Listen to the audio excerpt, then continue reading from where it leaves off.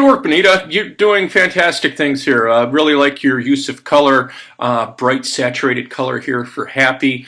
You have used fairly simple forms, lines, and you've done so in a non-representational way, and that's all working fantastically well for you.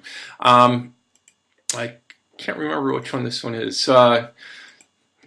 Morning, I'm not convinced by the colors here.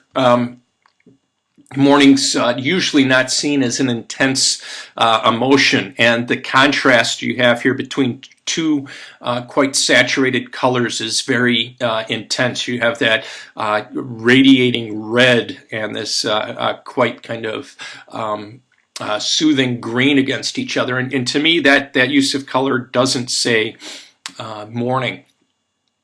Quite often cooler colors and tones, so dark blues and purples, those kinds of things, violets, convey the idea of morning more to me than red, which I quite often associate with anger. I've lost my train of thought there. But the imagery, I think, is just fine. Here, I think this is double check, whimsical. Good enough kind of fun shapes going on. I would suggest bigger variation in your motif, though.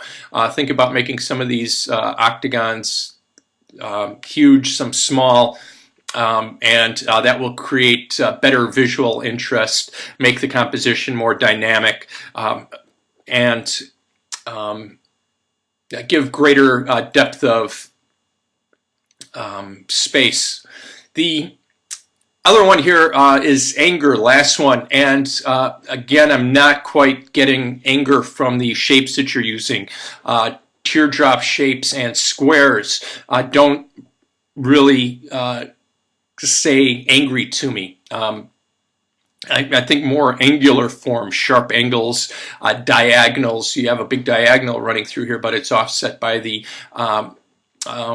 stableness of the square shape. So think of unstable forms, radical triangles, starbursts, jagged forms, things that really get the idea of aggression across. This one's quite stable the way that the squares are laid out, and I'm not sure if the symbolism of these teardrop shapes is coming through as you think they might be. So because of the two whimsical and angry here, I'm going to send them back to you.